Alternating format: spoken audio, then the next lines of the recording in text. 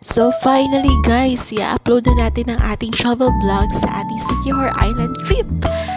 Ilang taon na ba ito sa gallery natin, ma'am?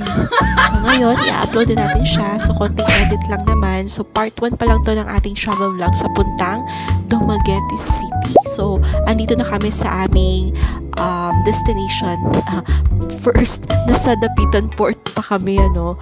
Ang sasakyan namin ngayon is ang Fastcat. So, marami naman talagang gustong sumakay sa Fastcat kasi mabilis and very comfortable naman siya kahit nakaupo ka lang. And yung iba naman, gusto naman nila yung mga light ferry o marami namang ferry dyan na pagpipilian. Kaso, ano na siya, time consuming na siya kaya nag-try na lang kami mag-Fastcat. So, yung departure time namin is 3 p.m. So, darating kami sa Dumaguete City around 6 p.m. na siya. So, gabi na talaga siya, guys. So, ngayon, i-rate natin yung area dito sa Port ng Dapitan. So, out of 10, ang masasabi ko is nasa 8 siya. Malinis naman siya, maganda yung CR, accessible naman din, maraming pagkain sa labas. Okay, so, hindi ka naman talaga mas-stress kung naghahantay ka ng matagal. Nung Dumaguete pa ako nag-work, lagi akong dumadaan dito sa Port ng Dapitan kasi walang via Dumaguete dito sa aming city. So, Dapitan City ka talaga dadaan.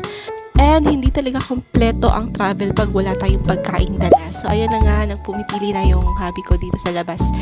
Sa mga stool, marami talaga ito sa labas ng port and very affordable pa siya. Hindi masakit sa bulsa, kayang-kaya mong bilhin, sis. And yun na nga, kapag ako tumatravel, hindi talaga ako kumakain ng marami.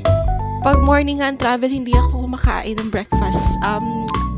Coffee lang, okay lang sa akin yun. Tapos, light snacks, ganun lang. Mga siopaw, yung madaling bilhin lang, di ba? At saka affordable. Ayoko kasing masuka. Never pa talaga akong sumuka sa barko, okay?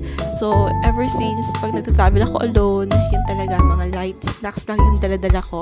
Or di kaya bumibili ako inside the cabin. Kasi marami naman pagkain sa Fastcat. Yun na nga guys, pumili na kami ng tourist area. Kasi, na-try ko na yung economy at hindi ko talaga kaya. Napakahangin kasi sa taas siya. While dito sa tourist area, hindi kami marami and very comfortable siya kahit nakaupo ka lang. Yun na nga, departure na. Napakaganda talaga ng view sa labas. Makikita mo yung Dapitan City Islands.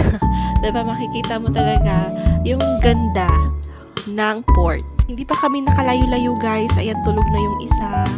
Kasi niya, parang hindi kaya silent naman. Matagalang travel sa barko. So, while traveling, marami kami nakita sa dagat. Kaya so, hindi ko na na-video. Sa excitement ko, hindi ko na siya na-video. Yun na nga guys. So, malapit na kami sa Dumaguete. Ayan, makikita mo na talaga sa labas yung magagandang tanawin. Char yung island. Oo. And yung sunset. Grabe kung maganda yung panahon. So, ganito yung makikita nyo. Diba? Ang ganda. Sa labas ako niyan. And very sad to say, hindi na kami nakaabot sa Ocean Jet. Kaya ayan, dito na muna kami magpapagabi sa Dumaguete City. Manap lang kami ng makakainan, tsaka ano ba to, yung matutulugan namin. So napunta kami ng downtown and na-miss ko yung McDo. Kaya ayan, dito kami sa McDo. And ayan, Dumaguete City. So nag-ikot-ikot kami saglit. Punta na kami din sa tawag nilang Suliman Avenue. Kaso pagod na pagod yung dalawa, kaya ayun, umuwi na kami sa aming hotel. Hindi ko na talaga na-meet yung mga ka-berks ko dito sa Dumaguete kasi madalian yung trip namin. Wala na akong time. Pagod ako, gusto kong matulog. Kaya ayun, after namin kumain sa labas, umuwi na kami sa hotel and nag-selfie-selfie pa kami sa labas. Kung ano ginagawa, nag-TikTok pa kami. Yun na nga guys, at least nakita nila yung ganda ng Dumaguete saglit. So, ito yung room.